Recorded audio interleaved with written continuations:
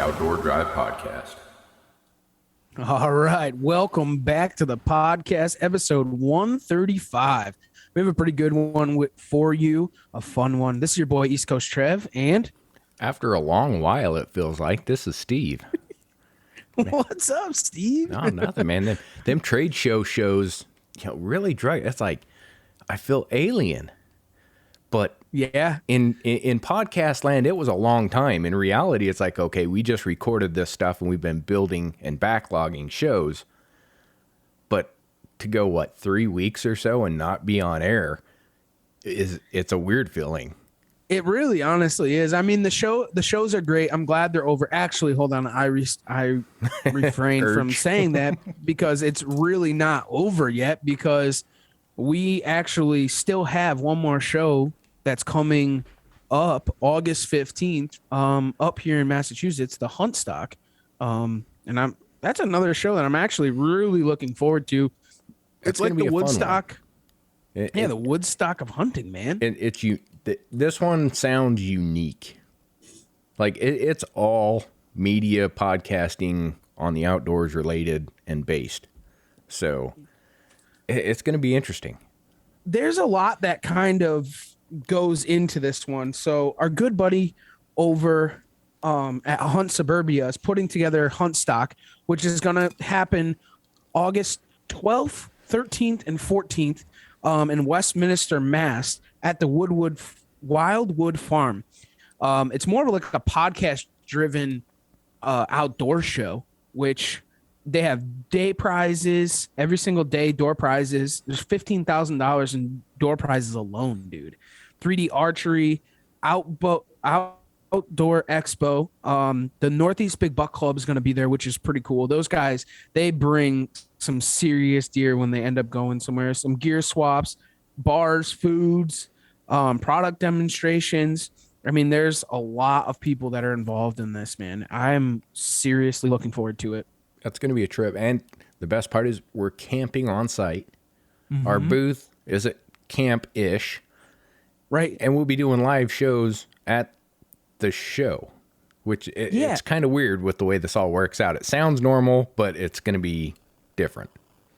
And, so he has it kind of set up like Woodstock, right? And what he's going to do is he's going to have a main stage, and every podcast or some of the bigger podcasts are actually going to do live recordings at the main stage of the show, which I thought was kind of really cool, man. It's like a little bit of everything. He's kind of got everything set up. And like I said, man, the door prizes, he's got bow and arrows, Onyx, tethered, First Light, Woodsman arms. I mean, there's a little bit of everything that's giving away door prizes there. So I'm excited, dude. We'll all be up there, the whole crew. We're going to all hang out and have a good time, and kind of, it's not over yet, I guess. Yeah. We're just taking we're taking a turkey vacation. Yeah, exactly. we're going to take a break from shows during turkey season and then get into it. This is definitely true. Speaking of turkey vacation, have you seen the clear cut killer yet? I have.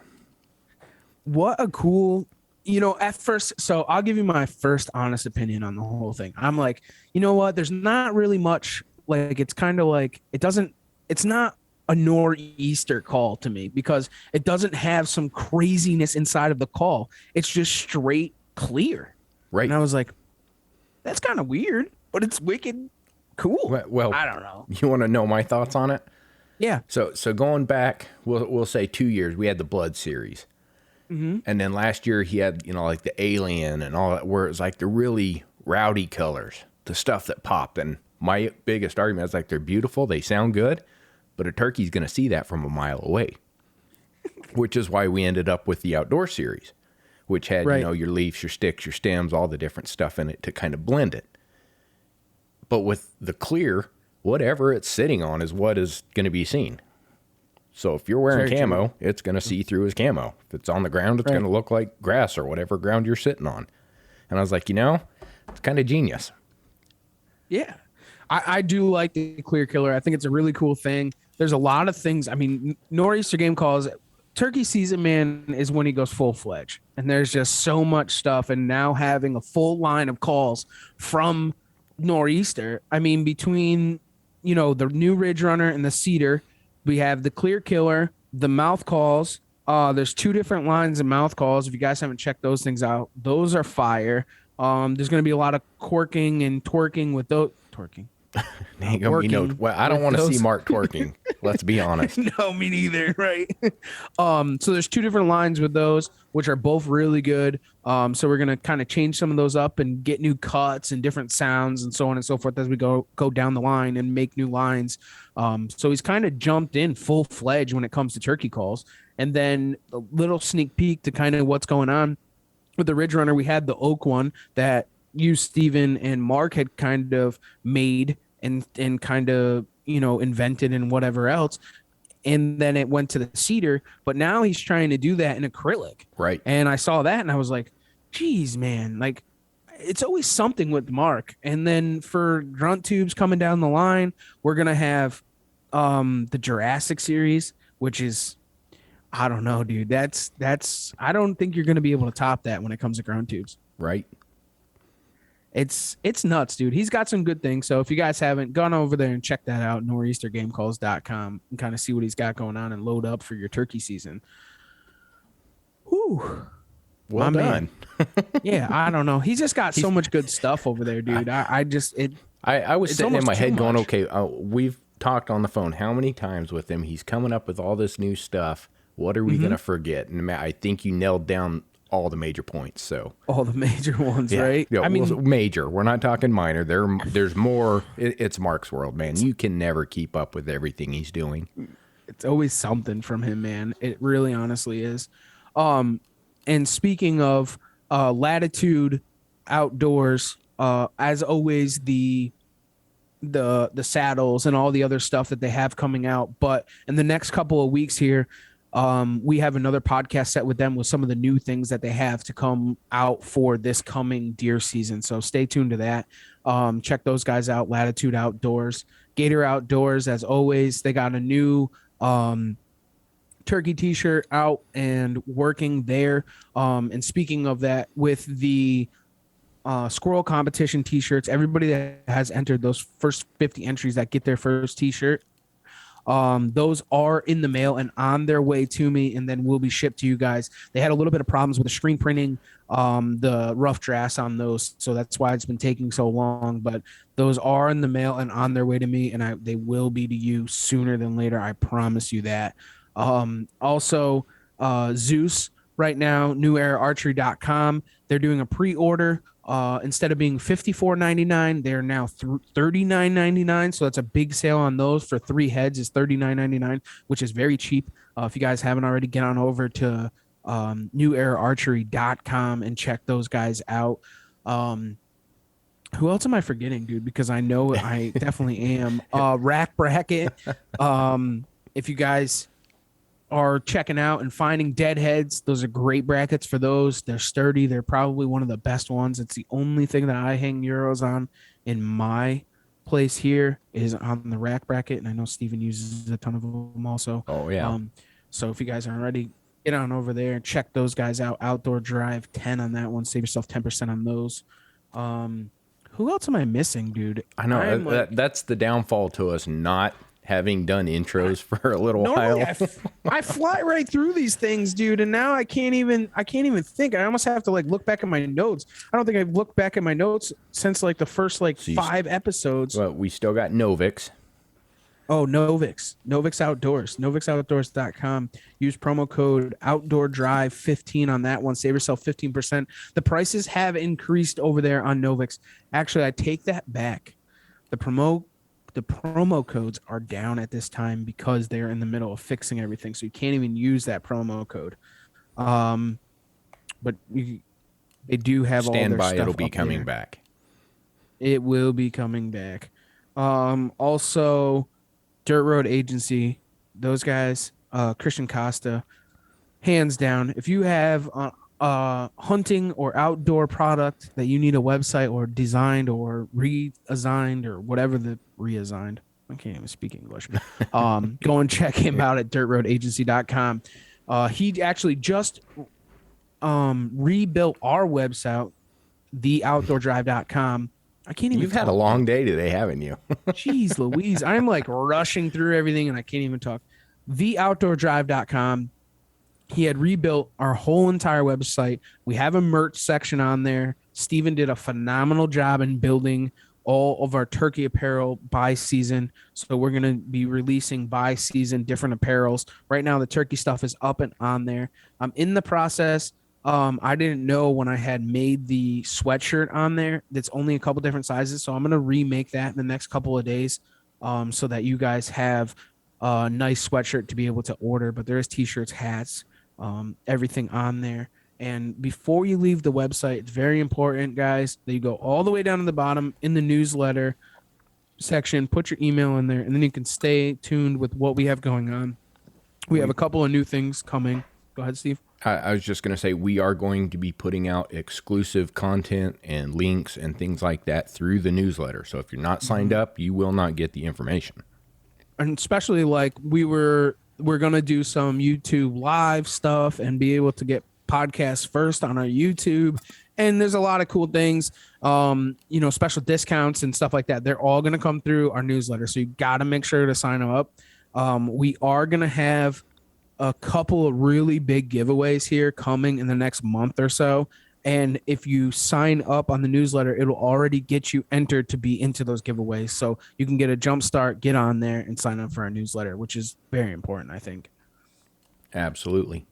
And that's just one of the big things going on right now. We got some stuff going on in the background that may or may not completely reshape the future. We'll see how everything goes, but there are big things coming, and we're working to really make this pop for you guys in 2022. Yeah. Especially, we'll see what happens, man. Show season's kind of got us on a different level, I guess you could say, right, Steve? I think that's a safe way to say it.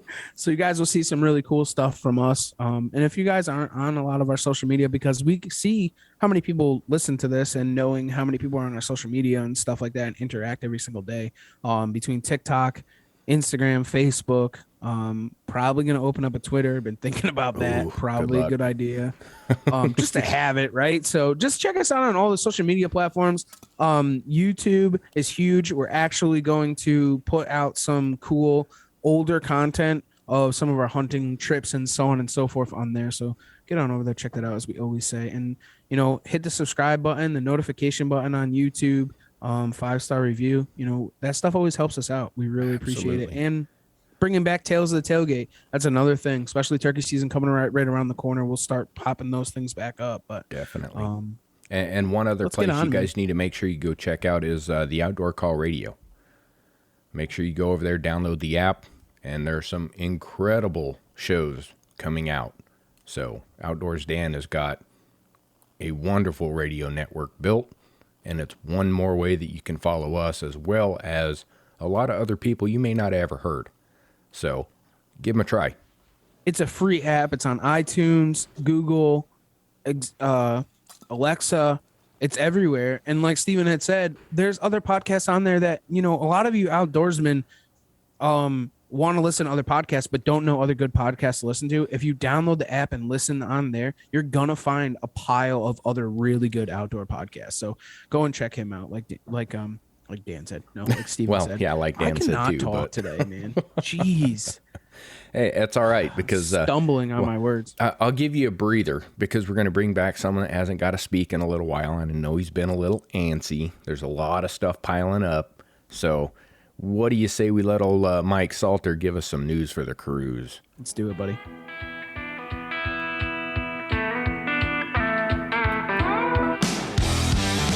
Bringing you the news for the cruise is our good buddy Mike Salter. Take it away, Mike.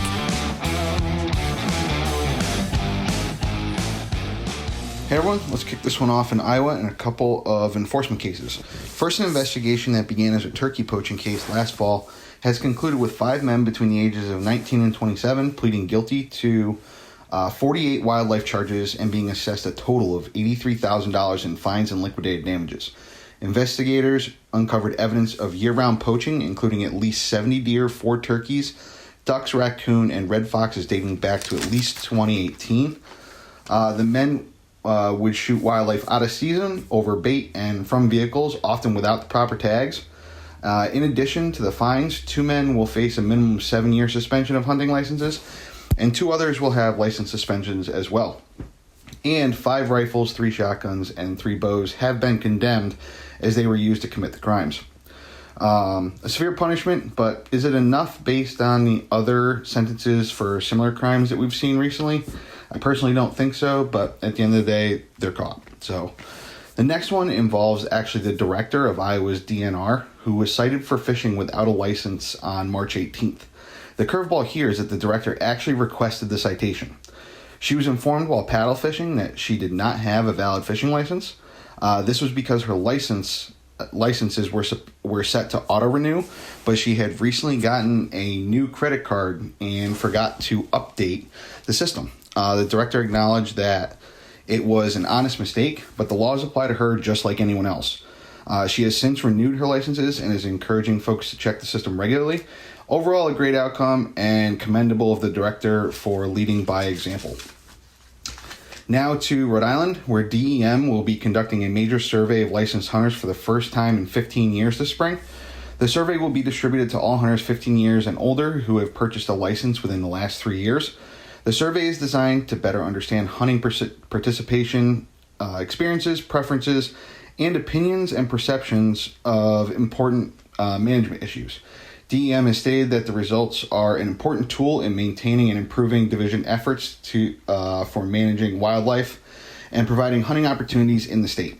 The best way for hunters to ensure participation is to make sure that they have a valid email in the Rhode Island Hunt and Fish licensing system, as emails will go out with a link to complete the survey.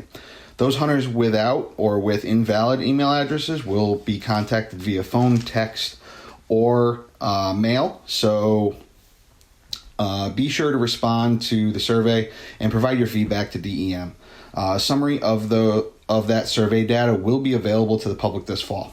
Now to Virginia, where fisheries biologists with the DWR are asking for help from trout anglers. Biologists recently identified gill lice and rainbow trout in southwestern Virginia. The gill lice found specifically uses rainbow trout and other related species as its host. The lice attach to the gill's mouth and fins, and a minor infection can generally be tolerated, but a heavy infection can impact the fish's ability to breathe. Anglers are being asked to report any trout infected with gill lice and to clean and dry their fishing equipment after use, especially if traveling to different waters. For more information, visit dwr.virginia.gov/gill-lice, and to report gill lice, send an email to fisheries@dwr.virginia.gov. Now on to Connecticut, where the Department of Energy and Environmental Protection will be holding 3 free turkey hunting clinics before the season. The clinics are for new and seasoned hunters, and information will be presented on safe hunting practices, specialized equipment, calls and decoys, site setup, and other strategies. Participants will also have the opportunity to pattern their shotguns after the classroom portion of the clinic. The sessions do require that you register ahead of time through the department's website, and the clinics will be held on this Saturday, April 2nd, from 9 a.m. to 1 p.m. at Franklin Swamp Wildlife Management Area in North Franklin, April 9th from 9 a.m. to 1 p.m. at 130 Chestnut Hill Tree Road in Oxford, Connecticut, and April 10th from 9 a.m. to 1 p.m. at Sessions Woods Wildlife Management Area in Burlington. So great opportunity to learn something new or to get a new hunter involved prior to the season. Lastly, Mossy Oak has announced their inaugural wild turkey conservation stamp for sale on their website for $15. Every dollar from this stamp will be going directly toward conservation projects selected by an advisory group, including gamekeepers Dr. Mike Chamberlain and Dr. Marcus Ashley. So go get your stamps, and support turkey conservation. So with that, as always, if you have any news, please feel free to send it along. A few people have been reaching out recently, which is great. A lot of these segments came from those folks. So thank you very much for sending those along. You can reach out to me at Mike Salter on Facebook or bearded_bowhunter21 on Instagram. And with that, enjoy the rest of your ride. Mike's been waiting for his time to shine. He's been driving us nuts going, hey guys, you need it. You need it. You need it. He wants to stay on top of the ball, and I don't blame him, man. And he's missed a few good stuff. stories. I'm not going to lie. There's been some stuff over the past couple of weeks that he really wanted to get out there, but because of the time delay, it's now irrelevant. So, Mike, we do apologize for keeping you on hold, buddy, but thanks for sticking in there with us. He's had to deal with the show specials also. So Exactly. That's a good point. And, if you guys have missed those and want to listen in on those are all there. So go back and listen to those. We had some really good podcasts with some really good people throughout the shows that we had been to, and some really important people in, the outdoor industry. I wish we had done more, but there could be potentially more to come. Absolutely. Well, I think that we should get down to the meat and gravy. What do you think, buddy? Let's catch up and see what happened with the Bowhunting League this year, see where they went and where they're going. All right, here we go. All right, guys, we're back on the phone with the boys from the Bowhunting League. We got our good buddy Ben and Clay from the Bowhunting League. What's up, fellas? Hey, man. Hey. How are we? Doing pretty good tonight, other than a little cold I got. You guys must be got beat up from the deer season or something. You're quite quiet. I'm still out of breath from shed hunting tonight. Oh, there's nothing wrong with that, man. At least you're out there still grinding, right? Right. Well, why don't we do something? Since those guys that maybe missed the first episode probably should go back and listen to it so you guys can kind of understand what's going on with the Bowhunting League. But why don't you guys introduce yourselves, tell a little bit about who you are, where you're from, and what you do. Why don't you start it off, Ben? Okay. So I live in Indiana, avid bow hunter, as most people know.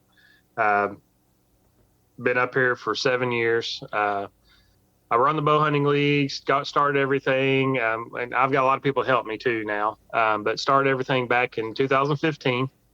The Bowhunting League is a platform. It's the nation's largest free platform of bow hunting contests, okay?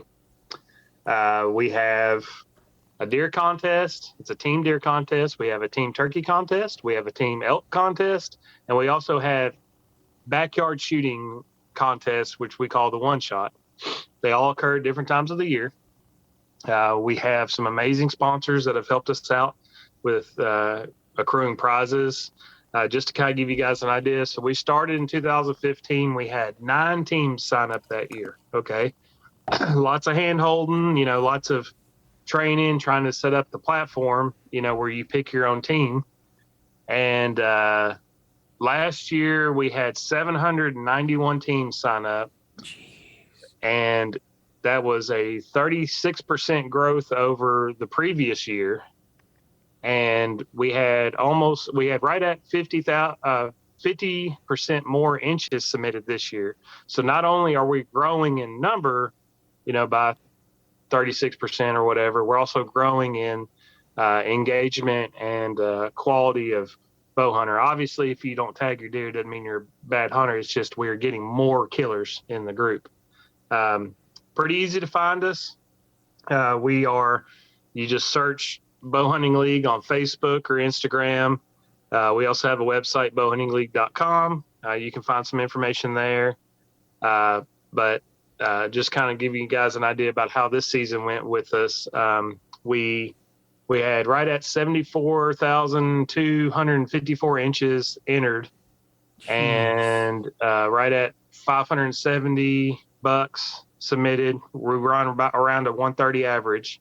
So lots of big ones, lots of 170s, 180s, a lot of big Midwest deer. But we're growing in other areas too, like deep south and stuff. You keep moving west as it goes. And yeah, absolutely. I want to add something to what you said, more specifically about the page from an outsider who was welcomed into the group so quickly and just with open arms from everyone. I just wanted to say how it's the best monitored group on Facebook of any topic that I've ever seen in my life, right?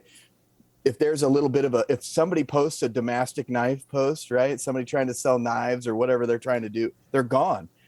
Or if somebody's buck shaming or not being supportive, it's okay. It's okay to have fun and joke around with each other. That stuff happens all the time. But the Bowhunting League just will not tolerate ignorance. They remove them. They don't argue about it. There's no memes about a band hammer or nothing. They're just gone. And the group, you don't even know it happened. Everyone's happy, everyone's supportive. It is a fantastic place to hang out. And from somebody who just joined 2 years ago, I would suggest that anyone who loves bow hunting will love this platform, and it's all free. I think it's such an important point that you made, honestly, because we've had a lot of talk, especially with with previous guests that we've had, on how social media has put such a negative outlook on the hunting industry. Like, as far as like, if you're a new hunter or if you don't shoot the biggest buck or whatever the case may be, and you guys don't tolerate that, and you guys have an actual community like it used to be with like the forums and so on and so forth. Mm-hmm. And that's huge. It's cool because, by keeping a tight ship on that stuff, you take care of the guys that want to be there. And when you do that, you get all the best. I mean, I honestly feel like, if there are like good guys out there that bow hunt and we don't have them, it's because they don't know about us. If the guys that we do have, and we got a lot of active members like Clay, and there's a bunch of guys out there that are basically ambassadors of the group. They, we have we're getting the best guys. All right. And, just like Clay knows, yeah. Just like Clay knows, I know he's hunted with new guys because of the group. I know he did some turkey hunting last year with some new guys. And, and that's the biggest thing out of all of it that I've seen, this camaraderie and this networking and the trading hunts and guys getting to go hunt other states. If they just meet up and hunt, or if they're crashing on one of them couches or something like that, it's a way for the working class guy to get to hunt multiple states without having to shell out a bunch of money on just, like on a hotel or anything. It makes things more affordable. Your quality of hunt increases, everything. It's just awesome. Yeah. Before we get too far, go ahead, Trev. Yeah, no, I just want to introduce you, Clay. I know we kind of got a little bit long-winded, and why don't you tell everybody who you are, where you're from, man? My name's Clay Thurman. I used to be from Nebraska, and then last year, towards the end of season, I moved to Illinois to get back where the big deer were again.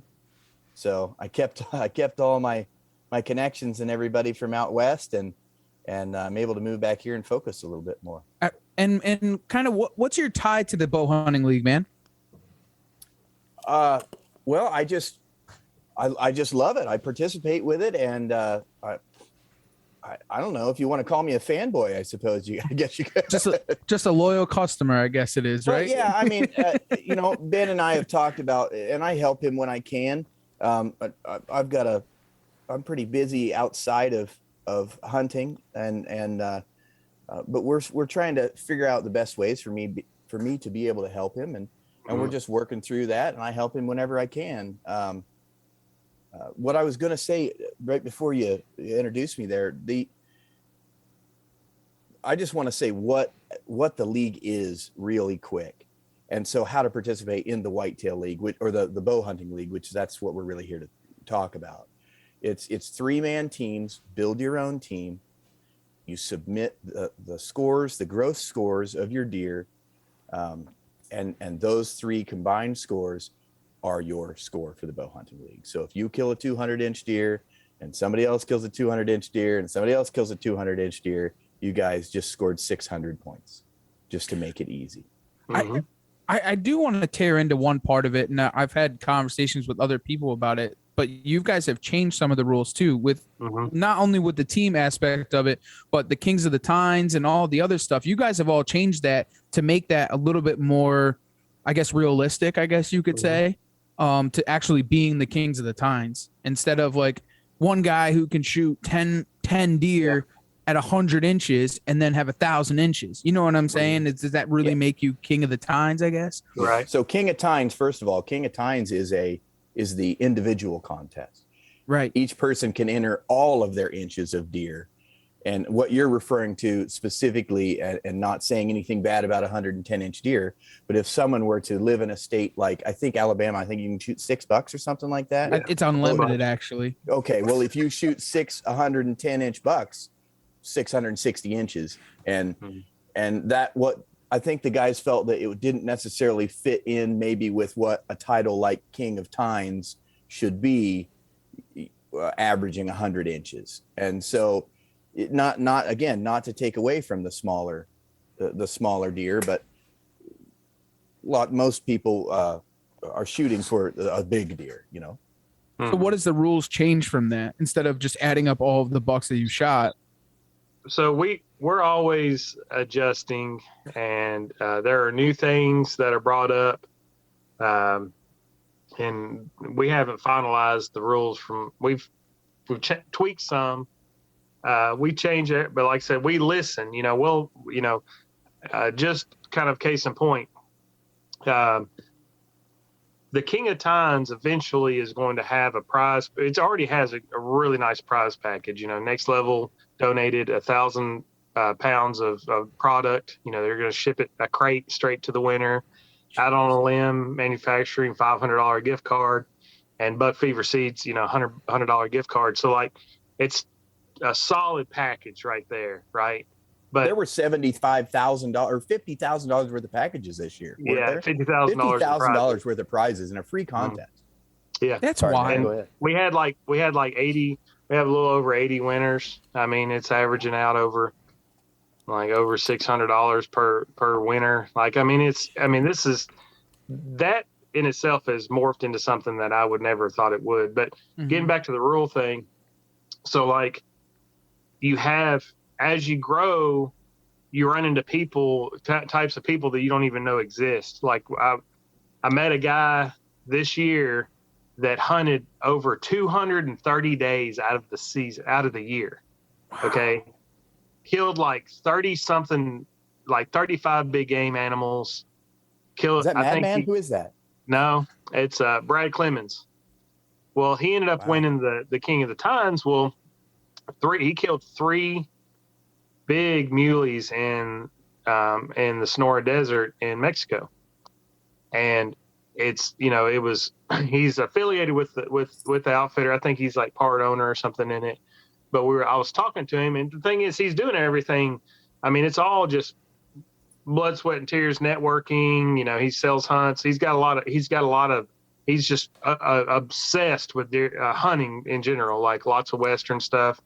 But coming back to all that, like, I talked to him and I was like, look, we're going to have to create a Brad rule.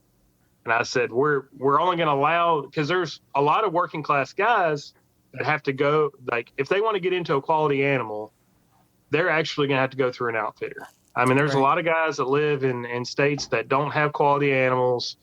They may not they may be limited on their time. They may only get 4 or 5 days off a year and can't grind it out and find one in a month. You know what I'm saying? Mm-hmm. So, and I'm 100% supportive of guys that go hunt with outfitters because of those reasons. Well, in this scenario, like, I mean, he just destroyed the field. And I thought, we're talking like, so really only one of his mule deer with the new rule will count. We're only going to count, let guys have one outfitter connected deer entry. Okay. Also, we are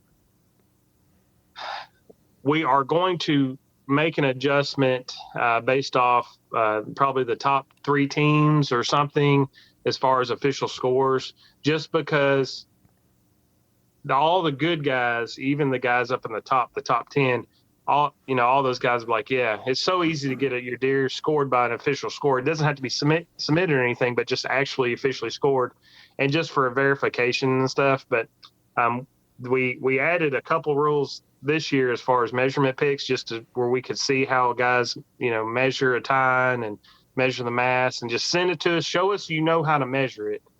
And that ensures competency and all that stuff. But anyway, all in all, just in a nutshell, we are ever evolving. we always listen to the guys, and we almost have to have issues pop up or things pop up for us to make adjustments. But again, it's a very, very laid back, easygoing contest. Nobody, there's a lot of guys serious out there about deer hunting, obviously, but nobody should really get bent out of shape about anything because everybody's trying to do the best they can. Absolutely. No, it's so true. So the top team, how many inches did they have? So I'll have to look at I've got a photo saved. How many did the top? Yeah. How many did the second place get then? Yeah. Well, Clay answered that. Clay should be able to camera that one down. Come on. I didn't. You don't even know what your own team did? Come on now. We were That's like Brett Favre, but he doesn't know his stats. 480s. Yeah. 480 inches. Yeah.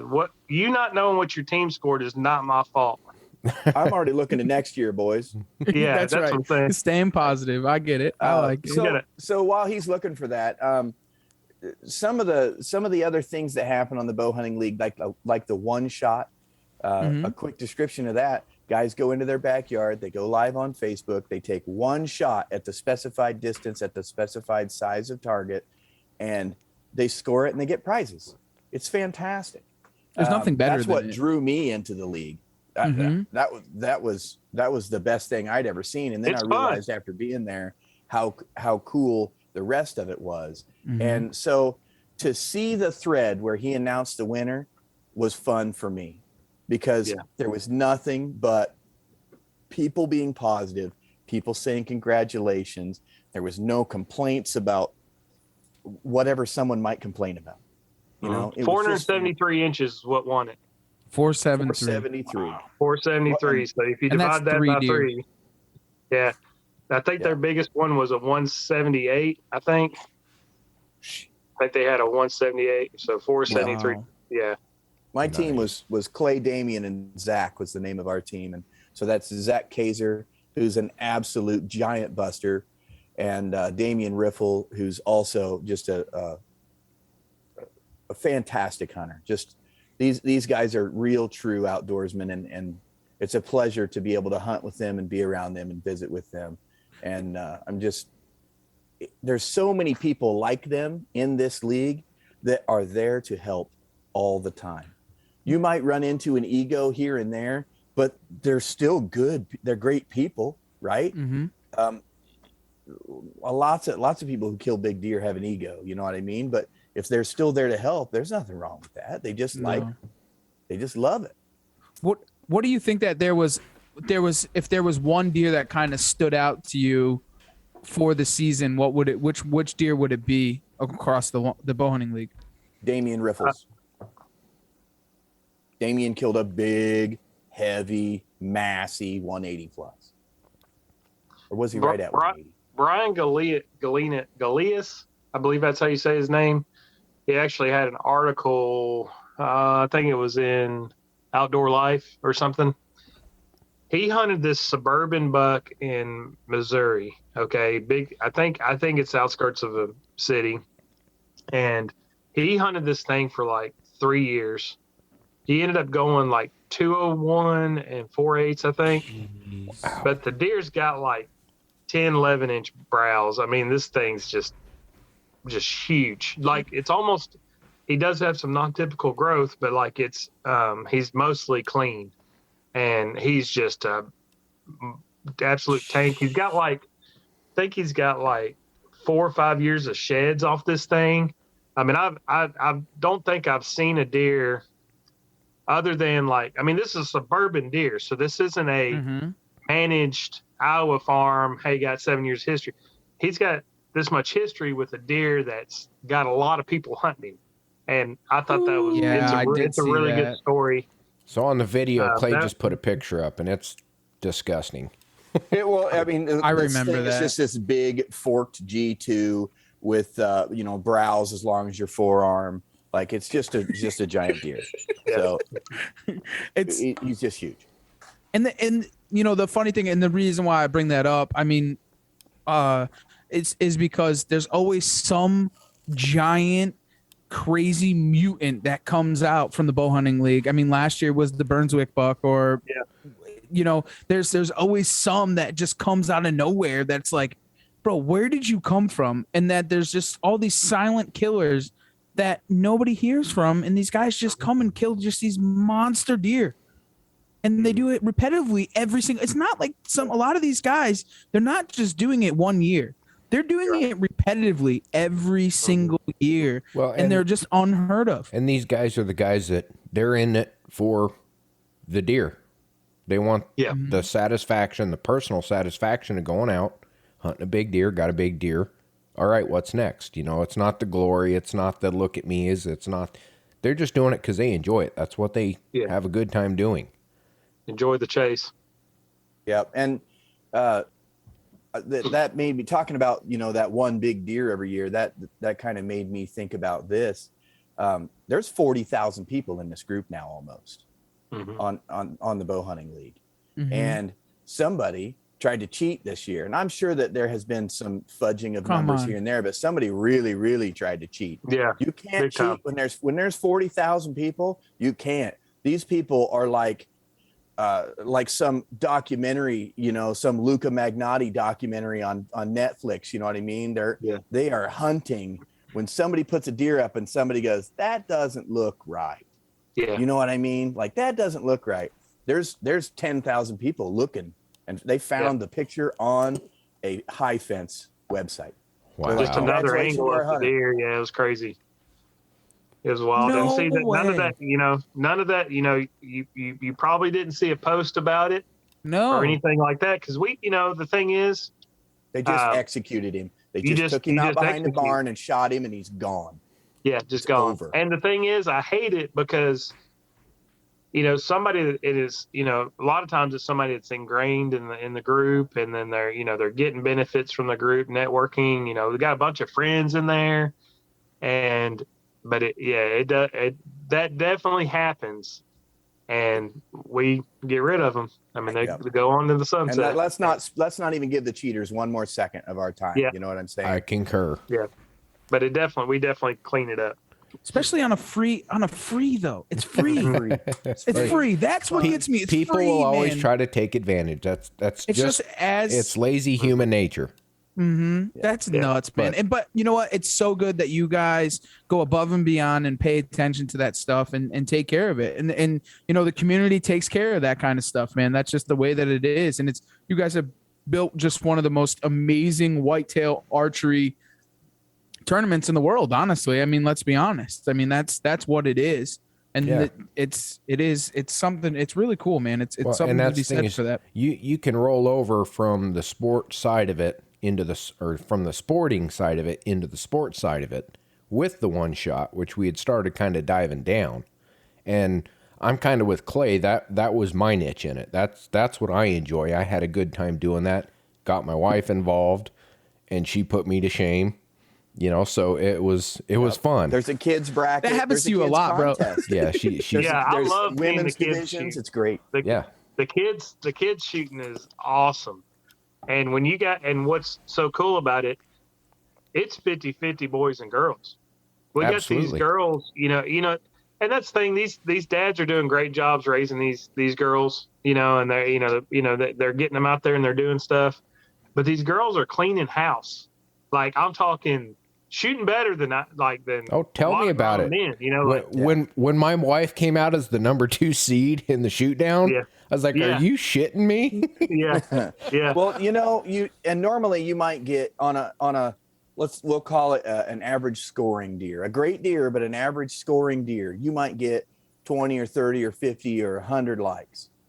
If during this one shot, when the little girls and the little boys get out there and shoot, oh yeah, that's great. Every grown man on here and every woman on there is immediately clicking that like button and commenting, great job, kid. That's fantastic. You talk about encouragement from top to bottom for those children. Absolutely. It's amazing. And that's the thing that's the future. And you give them that support going in, it's only good. If we're wanting to protect this thing we want to protect, we've got to get these kids involved. And, I've got parents, it's hilarious. I've got parents that they're only on they're on Facebook, but they found out about it. So they're in the Bowhunting League group so they can go live with their kid. They don't do any hunting. And they're messaging me on like Saturday or Sunday. Hey, do you know what the kid's distance is going to be on Monday? My kid's wearing me out. He's wanting to practice. And it's cool because you give these kids something to look forward to instead of just, these things that distract them. Like this is a legitimate thing. You're watching these kids get better, at shooting, and they're making friendships. They'll bring their friends in. I mean, we've had kids like, you'll have a kid that shoots every week, and then they're like, yeah, and then they'll be and it's good because they learn public speaking skills. They're talking the whole time, and they saying, I've got my friend here. He's going to shoot too. He's never shot a bow before, and he slings one, and it's just fun. We have way too much fun. Oh, absolutely. In the group. Yeah, Mm-hmm. and though the way my season ended out with the one shot wasn't the way I wanted it with my early blow off of my release, so I just bombed my shot in the final bracket. the same thing happened to me, dude. I don't even have it to blame on. I just missed. No, I drew back. It was so tied up in the quarterfinals. I was like, oh yeah, I got this, and took the thumb off the safety, and poof, I was like, oh shit. Yeah, but that's the fun part. It really is, because you can go out, say you shoot 20 X's in a row, and you turn that camera on, and you start recording. Mm-hmm. It messes with you whether you admit it or not. It is the closest thing to actually taking a shot at a mature whitetail from a tree stand that I've ever experienced in my life. The results certainly are. Oh yeah. Because and I'm not going to repeat it, but you can do great before you turn it on, it's over. Oh yeah. And there's a number of times that, I would choke a shot and I'd turn around and shoot 3 more arrows and just X's. But it's something about that. It makes you focus. I mean, I don't know how you guys are. I mean, I get caught up in the moment. Heck, I don't even know if I put my pin on the deer. I mean, but it makes you go through all those steps in a pressure situation. Exactly. And then, hopefully you can carry it over. Yeah, you got to execute. There's no cheating it. You literally have to execute. It's live. And you're shooting against some of the best in the country. I mean, maybe not everybody on there is the best in the country, but I'm telling you, there's guys that when you say we're going to shoot a 3-inch circle at 65, 70, 80 yards, there's guys getting 2 X's. Yeah. Right. I got Chris, 2 X's on the 100-yard. I got 2 X's and missed my third. Yeah. Chris Hammond shoots for Matthews. He's a pro shooter, and I think he finished second. Maybe his ASA London, Kentucky event last year. I mean, I think that's the one I watched, but I mean, he's out there placing in these big events and stuff. I mean, he's legit, and he gets in there and shoots with us. And I mean, he can have his bad weeks too. I mean, it's very humbling. Yeah. You want to talk about a place to get advice? Out of the 40,000 people there, the people who are there to help. And there's people that's knowledge base goes so far beyond mine that I learned so much from Bowhunting League. It's not even funny. And I'm a successful, I shoot pretty good deer pretty much every year. So, but I learned so much from being around these people who think about things differently. And maybe sometimes it's just looking at it from a different angle. You brought up a very valid point, man. If you're in one of the things, I mean, with anything, but especially in the hunting world, if you're going to become better at something, you need to associate with people that are better than you, right? Or you have to stay in that clique of people that are more successful than you. It's the only way you're going to learn. It's the only way you're going to push yourself to that next level. And with the Bowhunting League, being around those people, those are the right group of people, whether it's the one shot, whether it's a turkey competition, whether it's a deer competition, whether it's King of Time, whatever it is, you're around the right people to get yourself, to boost you, to get to that next level that you want to get to, honestly. Oh, absolutely. Yeah, you know that saying, if you're the best in the room, you're in the wrong room. That's right. And the same thing, I say, I want to be the worst in the room. Mm-hmm. I want to be, and that's like, a lot of people don't know this about me, but before this group grew and before this thing became more popular, I was living in Tennessee. I had one place to hunt. That's it. I would kill a buck every other year. Okay. Rewind, fast forward to this year. I finished 6th in the King of the Tines, killed 4 bucks, 149, 2 130s, and a midget deer in Oklahoma. That deer is hilarious. But what I'm getting at is all these opportunities and stuff to go hunt these other states and stuff. I'm not spending a lot of money on it.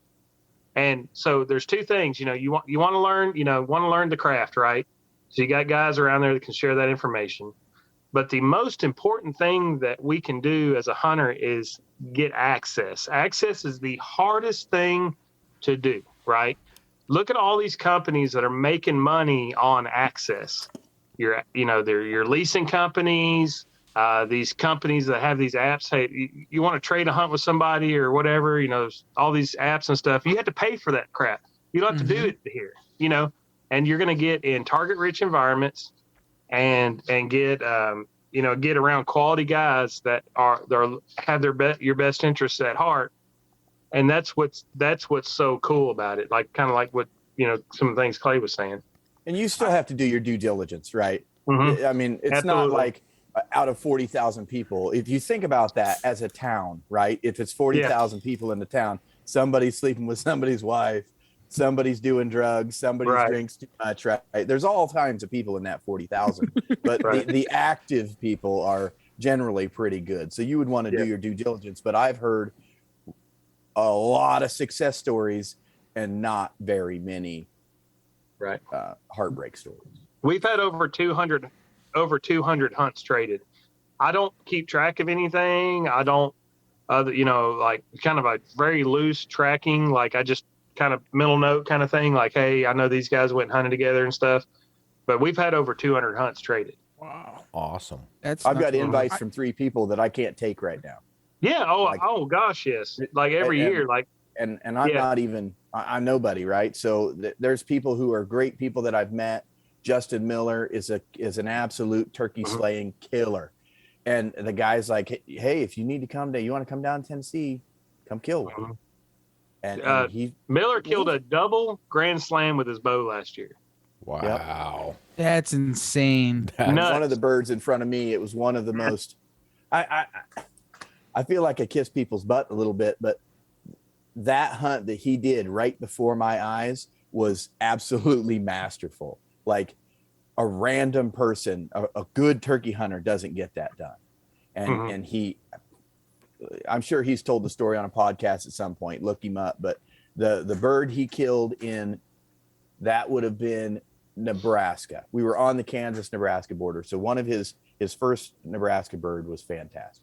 So So does he hunt with a blind or without a blind, or what is he? Oh, he's reaping. Wow. He reaped and the bird ran away. He ran around a hill, made the bird angry from a different angle seconds later after the birds ran from him, and the bird ran into 5 yards, blew up again because he realized he just got had twice, runs away, and he pinwheels him at 40 yards at a dead run. Jeez. Pinwheels. Wow. That's insane. Ben, I didn't forget about the words that just came out of your mouth not even 2 minutes ago. What is the midget deer? So I was hunting with my buddy Tyler Wells. He's the guy I met at the showdown last year, and he's got a place in Oklahoma. So we go out there, and we saw some nice bucks and stuff. He had some good ones on camera, but he failed to tell me about this one in particular. And this thing, I'm telling y'all, I had another buck skirting this field edge. I mean, it was right at daybreak. I mean, you know what I'm saying? Like I had to put binocs on him, like kind of see what he was. He was a 10, cruising field edge, right? Gets up in broom sage, gets away from me a little bit, where I can call to him. Here comes buck out of there. And, when I saw the frame, I was just like, I get locked in. I don't look at nothing else. I mean, he's within 20 yards of me, like underneath me, like smelling around and just moving, and I'm just trying to get the hole, it's thick stuff. Anyway, smash buck, he goes over and dies. Well, Wells comes over to pick me up. Like he leaves his set immediately. I don't know why, but he does. Comes over to pick me up. And he goes, man, that was a nice buck standing right there on the edge of the field. And he's like, man, it was a big 10-pointer. And I'm like, oh crap. So he bumped my deer down. Well, we walk over to him. He goes, "You killed Pony," and I was like, "Killed Pony?" I was like, "What are you talking about?" I was like, "Why am I having such a hard time?" Because I grabbed the rack and I'm like, it's not a big rack. But if I step back, I'm like, it looks like a big deer. Like I'm looking at deer laying down dead from me, 60 yards from me from the tree. Looks like an absolute tank. I'm talking big. The deer was like 18 inches tall. I'm telling you, he was short. And like so he shows me trail cam pics. He shows me trail cam pics of this thing, and I'm like, dude, I did not know this deer existed. He's like, dude, we've been trying to kill this thing. And I'd already told him, I was like, I'm not killing more than one deer off your farm. I mean, that's just simple, And I was like, I'm proud of him. He's cool, but it's a story nonetheless.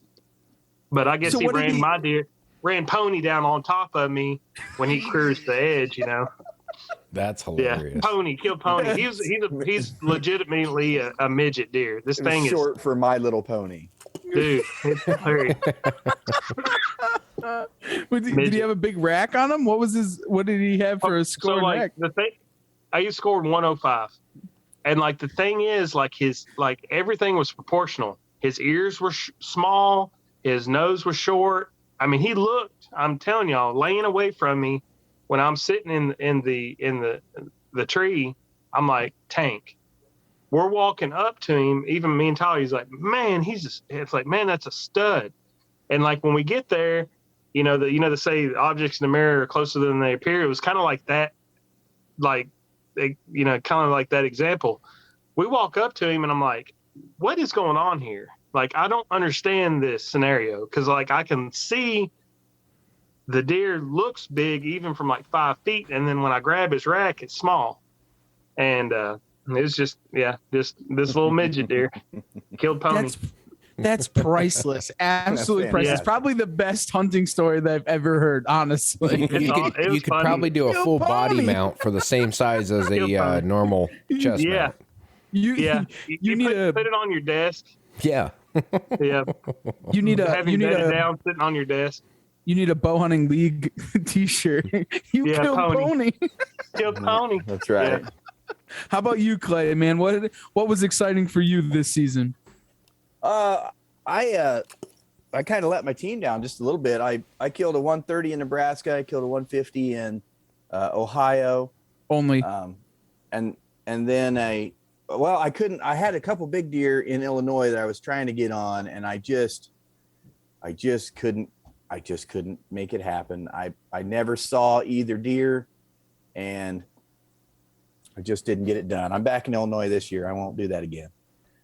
You're going to focus a lot of your time there, obviously. Then. Well, I focused a lot of my time here last year. I just didn't have the full season to prepare and really get there. So there's nothing wrong with that, though. I killed a bear too. That was fun. Went out and killed a bear in West Virginia. That's cool. Oh, you finally did kill the bear in West Virginia. Yeah. I know you had a last time we had talked, it was a little bit tough. Oh man. Oh yeah, that's right. We were talking while I was in the stand. I forgot. Yeah, that bear ended up being in a brush pile, and I shot him, and he took off running, and I went all Robin Hood, and I just loaded another arrow real quick, and I drew back, and I got on him, and he was running down this holler. I shot him right in the back of the head. Wow. You can see the loom knock fly through the air, and he goes. Did you learn that from Justin Miller? Yeah, no kidding. Right? Yeah. Crazy. Just lets it rip, shoots him. Did you purposely try and shoot him in the back of the head? Was that? I tried to shoot him in his anything. I'd already had a good arrow in him, and I tried to shoot him in anything he had. Just a second round. I hit him. Just so you know, if you shoot a rage in the back of one's head, it glances off and it cuts almost half their head off, half their ear off. And so you scalped him. The back of his head. So. I did. I scalped him big time. But he only went another 20 yards because he was dying anyway. Jeez, that's wild. That's nuts. It was on video too. It would have been so much fun if I'd actually hit him and he just rolled on video. And I'd had my wits about me and just kind of looked back at Damien and went, "Yep." Like, yeah, no big deal. I did that. Yeah, no big deal. Just another day. Yeah. What time is it? I think the sun's going to go down pretty soon. Now, Ben, you killed a backwoods buck also, or backyards buck also. Kind of one you were kind of after. There's a big difference there between a backyard buck. Backwoods, backyard. Backwoods. Backwoods. That's stuff Clay does. He does all the backwoods stuff. I was thinking backwoods because we were talking West Virginia, and then we just mixed it back up. So we kind of divvy-dallied up. That was I was having a crappy season, and I'd had a deer I've watched for 6 years in my yard, and it was just a real crappy morning. There was no wind. It was like low 50s, super humid, a lot of fog. So I just went to one of my spots really close to my house, and I told my wife before I left, because she knows the deer very well. She sees him all the time, and he's still a wild deer. And I told her before I left, 133. Yeah, if I got a 133 in a place where there ain't 150s and he's in my backyard, I'm killing him too. He's like 7 or 8 years old. Yeah, he's like 8 or 9. I don't really know. I'm getting his tooth age. And as an 8-pointer. He's an 8. And then he's got a nice frame. He's over 18 inches wide. I mean, he's just, a nice deer. And but it's cool because when I was leaving, my wife was getting ready for work. And it's so funny, like she's getting ready for work and I'm going to go deer hunting. And I told her, I'm going to go kill split ear. I said, I'm going to get him at 20 yards. I'm going to pinwheel him. I said, I'm going to watch him go down. I said, I'm not going to take any wild shots. I'm not going to wound him or nothing like that. I said, I'm going specifically after him. It's the first time I ever hunted him. And it was really cool. Just a really cool hunt. Called him in. He did a show, but it's just a typical old deer, real nonchalant. Hey, I run everything here. There isn't any other bucks that should be here. Didn't run in, just real slow and steady, kind of like, hey, I run this thing. And then, then I showed him, but got him forever. Yeah. He corrected made some jerky out of his meat this week. So it's pretty good. Was it good after all the? Yeah. I let him hang, and I let deer hang, and I've never had a bad tasting deer. Because you've shot in Midwest deer or Westerner deer than the East Coast deer. Like the deer up here, I'll tell you this much: that like they eat all the pine boughs and all that stuff. It's the crappiest tasting deer you will ever eat, honestly. Really? Compared, right? It's not that bad, but it's compared to what a Midwest deer would taste like. It's a whole different ball game, to be honest. Eating beans and corn every day versus all acorns and woody browse and all kinds of crap. Yeah, I ain't never had a bad thing that Trevor cooked. Let's just say that. I appreciate that. Well, because you have to learn how to cook all that. Never had something that Trevor cooked it was bad. I appreciate that, Clay. Have you ever realized that? Make a lobster roll. A good one too, right? Clay, have you ever noticed that with the Western, like mule deer and stuff, like eating the sage and stuff? Do they taste any different? I don't know. I've never had one. So I'm in Nebraska. So you get the mix.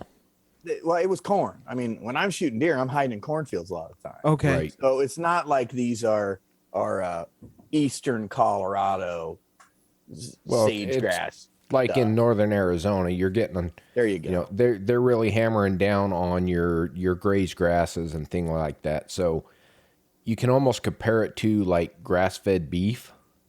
Mm-hmm. They're not really hammering down on woody browse like you get on the East Coast here. Right. So in all honesty, all the mule deer I've had out west all really cooked out really well. I've never really had one that was like, eh. The best deer I've ever had was a mule deer. So that I think it's just where you go and how you do it.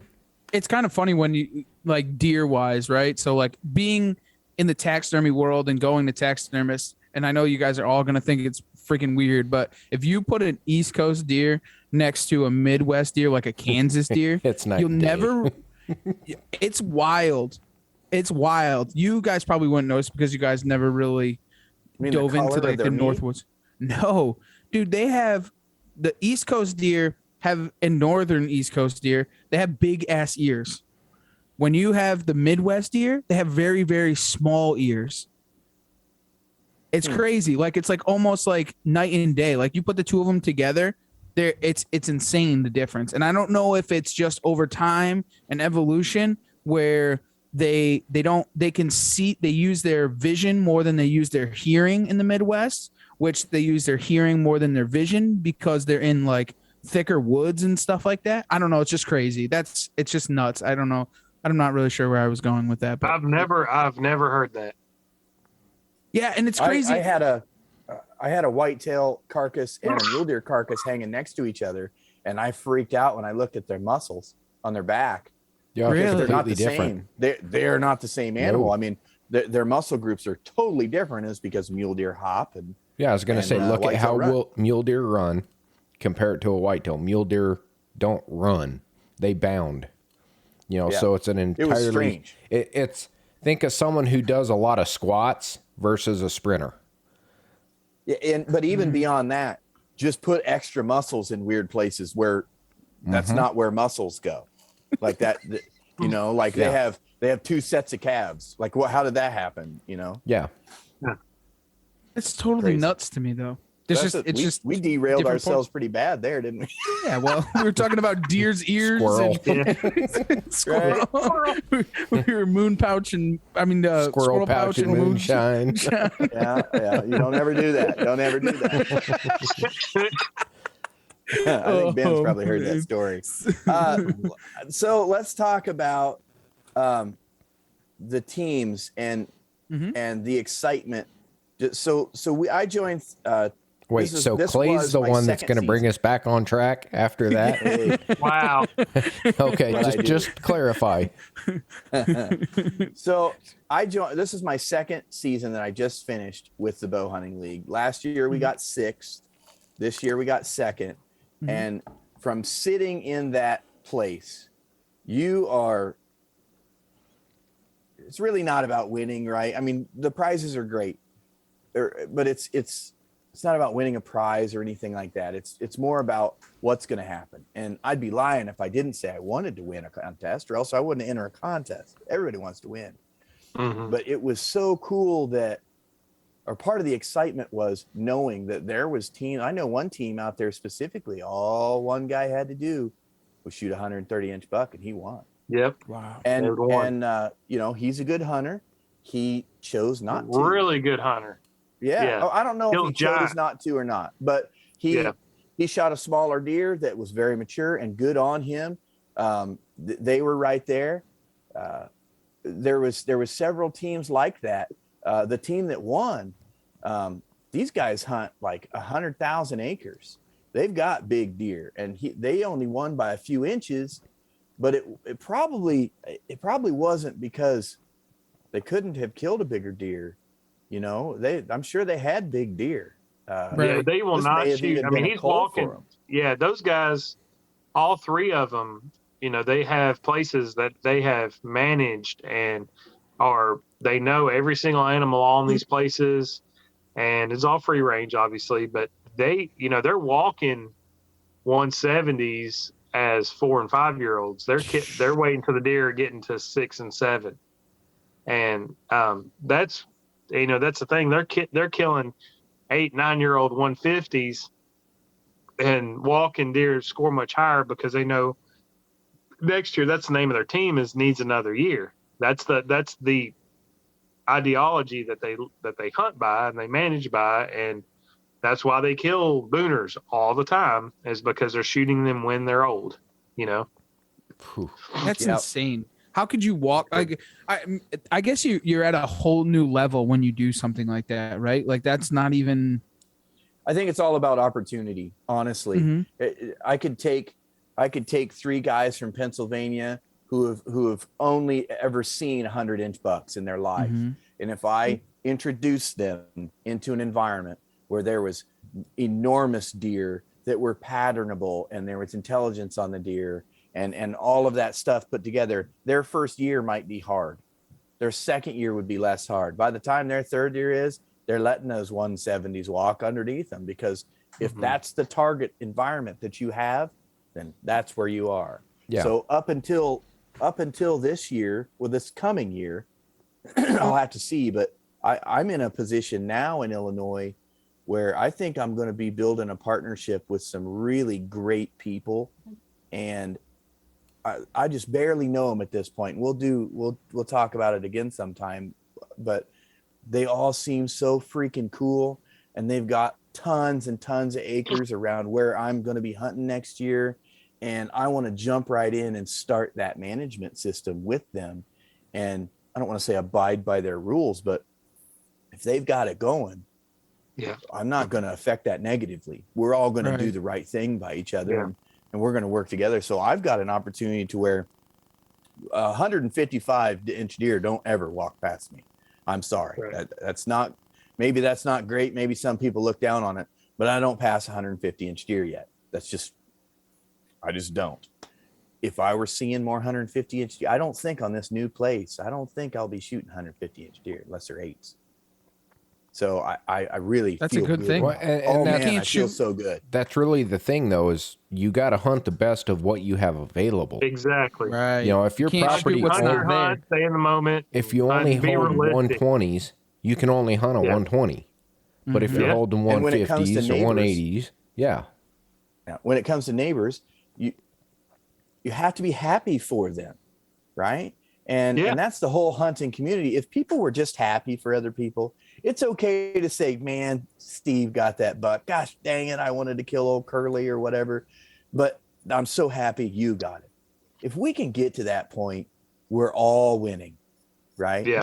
I just love seeing big deer die. Zach Kaiser, that's like his mantra. I just love seeing big deer die. That guy is a part of 4 or 5 deer dying every year. Yeah. His daughter, So and I don't awesome. understand the Ohio awards yet, but his like 9-year-old daughter or 8-year-old daughter got one of the awards at the Ohio Deer Classic or whatever it's called for being a complete awesome hunter. Not in the kids group, in the adult group.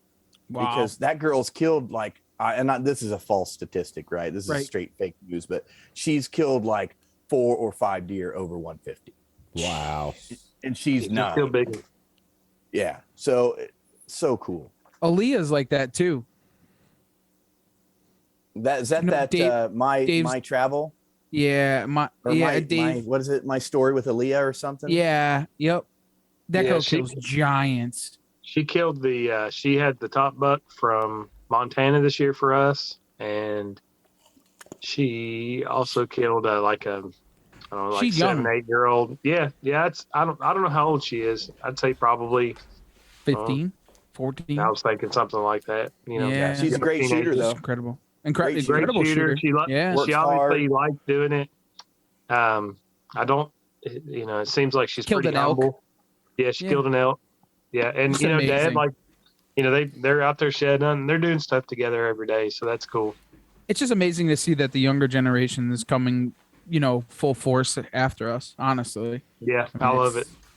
It's The something group really is so good. diverse. If we're back to talking about the group again, the group's so diverse. How about Shannon? Yeah, Ben? Shannon Ringer. is an what's that? she's a ringer. Oh, dude. She is Shannon Beck, right? Yeah, it's Shannon Scott now. She got married. Oh, Shannon. Okay, Right, yeah. Shannon Scott. If you're standing in line for kickball, picking teams, she gets picked first in this league. Yeah, I pick her Because every she's a time. She's killer. on every one of my teams. She's a killer. Yeah, Ben, I'm sorry, Yeah, Ben. I'm I didn't taking mean it. to let that out of the bag. But she's awesome. There's just such a diverse crowd of people who are so much fun. It's so cool that you've built such a great thing, guys, and it's totally amazing, and I really look forward to seeing where it goes, man, especially this season. Looking forward to the turkey competition this year and the one shot, man. I really, really do. I mean, it's so cool to watch anyways. I mean, it's a good spectator sport So by all means. I know there's going to be some changes with the one shot. What are you guys planning as far as when we're going to kick that off? Because I still got to try to beat Clay. Yeah, June. We're going to start it in June. Last year we ran it concurrently through turkey season, or like a little bit before turkey season started. And I didn't like that. We're going to keep it like a 4 or 5 week regular season, keep everybody engaged, and then we'll do our 64-man bracket at the end. Awesome. Which is always a lot of fun. I'm going to talk to Vortex too about that, Ben. I've never seen a company. Let me take that back. Let me just start it like this. Vortex supports the masses. So I'm going to talk to them and see if I can't get something together for the one shot. Cool. That'd be awesome. They're just so agreeable to that. When I was shooting 3-gun, they were the ones who were donating everything, right? You'd see something from Swarovski, or you'd see something from Nikon or from Leupold, but then you'd see a table full of Vortex. It's just fantastic. And while you're giving shout outs, DCA Arrows, huge supporter of the league. Deer Crossing Archery, fantastic arrows. Great family owned business. Fantastic customer service. You're talking to the owner when you call in if you need something. Extremely fast shipping times. I would challenge anybody, if they wanted to get some arrows made, stop in your local pro shop, say, hey, I need some arrows made, this and this, put your order in.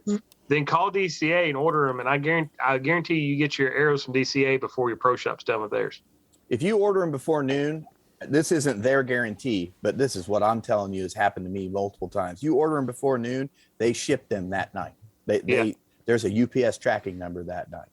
There's nothing wrong with that. Order, they build them, and they send them, and they'll build them exactly the way you want them. They'll build them within 4 or 5 grains of what you want, whatever spine, whatever color, whatever length, whatever tip. That's so lots good. of different options. Yeah. Out on a limb, they're big supporters, right? Yeah. Matt Garris, he was down at the showdown last year. I had opportunity to meet him. Super down to earth, just guy that just wants to hunt. He started the tree stand things out of necessity. That's how that company was started. We've got a lot of companies that are supporting us, and like I said, we had over 90 sponsors this year for the deer contest. So Ultimate Predator, those decoys that go in the front of your bow, they're awesome. You guys got a good mix. It's all worth getting in on and getting on the. You guys probably have a bunch of sponsors also and prizes for the turkey hunting.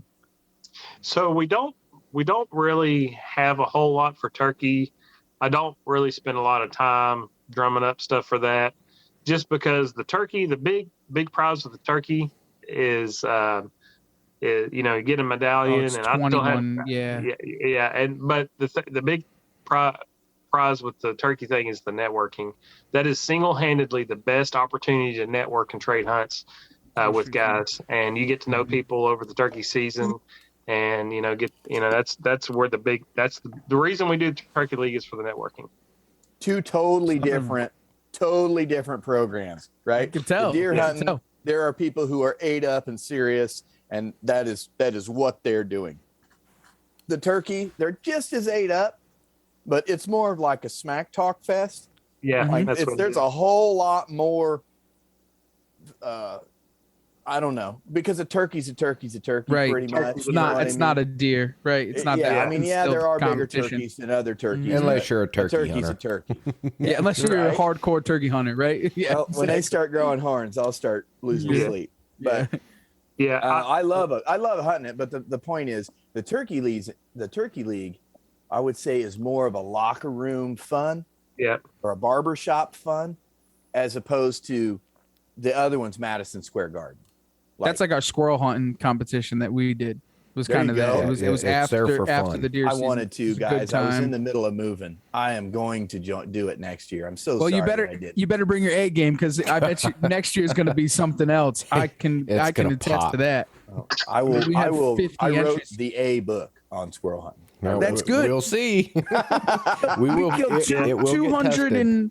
287 squirrels in 1 month and 50 entries or 48 entries. You guys did? Yeah. But between everyone that entered. Okay, because I think I could probably kill 75 or 80. Well, when you get one that's almost 3 feet long, then you're about that. How big was the biggest squirrel? 27 and like 3/8 or something, dude. Gray squirrel. Yeah. It was a gray. A gray. Yeah. Gray. That's bigger than that deer I killed in Oklahoma. He didn't use trophy tape, did he? To measure? It was straight up, man. We have a coyote competition going on, which is we knew it was going to be a little bit slower rolling, but the guys are starting to pound them in. So kind of cool, with that but just blonde fun. coyote? Yeah, that's from my hometown. Our color phases here are it's insane. There's So such a everybody knows crazy what we're mix. talking about. There's a picture on the Outdoor Drive webpage right now, or the Facebook page, of a blonde coyote, super blonde, almost orange. That's like a strawberry blonde. That's not even a blonde. We have even blonde. Dude, it's crazy here. We have ones that go from nobody's lab, just to clarify. Yeah. We get them Golden crazy. retrievers. Yeah, it's nuts. We have the blondes. That's a strawberry blonde. We have we call them the German Shepherds. They're like tri-colored. I don't know. It's nuts. I don't know if it's inbreeding, water. I mean, well, actually, me. Yeah, never mind. I'll leave that alone. Anyway, well, boys, why don't we close this off like we always do? Why don't you guys tell us what drives you outdoors? Eeny, meeny, Ben. miny, mo. Go Ben, ahead, Clay. Give me an idea. What drives me outdoors is, and I've answered this probably 4 different ways, being on here on several different occasions. I guess what's driving me right now is the fire to participate with my friends. And a lot of that is done through the Bowhunting League. I think that next year I'm probably going to add some different kinds of people into my circle, some more private type people that I don't think they do a lot of sharing, and that's great. But I think that what drives me is I want to be successful, and I want to be there when it happens, whether it's for me, whether it's for somebody, if they go, they call me and FaceTime me while they're recovering their deer, things like that. I don't know, man. I don't think I'm ever going to get over it. I'm sick. That camaraderie, that deer camp. How about you, Ben? Yeah. So my dad got me into hunting. I'm sure most people, that's their story and stuff. And, we just had our first kid, January 15th, had a boy, his name's Reed.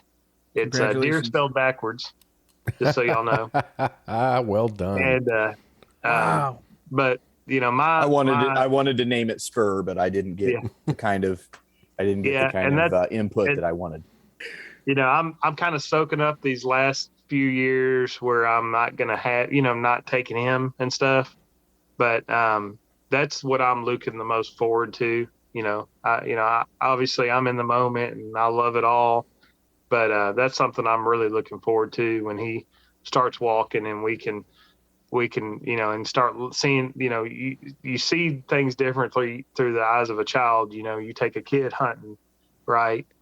And you could see 0 deer or turkeys, whatever, but they see so much and they appreciate everything, things differently, like what kind of plant is this? What kind of bird is that? What's that sound? Things that they're just white noise to us, things that we walk past. And I'm getting a little soft here, but that's I'm seeing things starting to change a little bit, but I'm still a killer and I go to the woods to kill. I don't go to the woods to listen to the birds, to get peace or anything. I'm there to kill. So right now I'm driven to kill, and then but eventually it's going to be to share those things with my son. So we have a hashtag. Go ahead. Oops, sorry. We have a hashtag here. It says it's killer's gonna kill, man. It's just the way that reality is. Yeah. Sorry. And it's just a shift in perspective. You used to go out there looking at it from one way, and now you're going out at it looking at a different perspective. So it's all the same result, but it's all ending and wrapping up. But we would be pretty remiss if we didn't shout out Matt Powell and D.A. Porter, 2 of the baddest dudes in the Bowhunting League. They're awesome. Yeah, me and Powell have been friends since we were 7. He's been with me every step of the way, and there's a certified killer if there ever was one, for sure. Oh yeah. To that. Well, we definitely appreciate DA and all the craziness he's had this year. We had him on to talk about that not too far back, but he took over when I needed him to take over, and he showed his true colors, and he stepped up when I needed him the most. He stepped up and took care of everything, and I'll never be able to repay him for that. Well, that, I know all the hard work he was doing from places he probably shouldn't have been playing on his phone during certain times of the year. It's hilarious. It's hilarious. Some of these things are hilarious. Big shout out. We appreciate it. Yeah, he's the man. And before we go ahead and cut you guys off, just to remind everybody listening, where can they find the Bowhunting League? How can they get involved? So most communication is through the Bowhunting League Facebook group. We're also on Instagram, so just search Bowhunting League, 2 words. We also have a website, bowhuntingleague.com.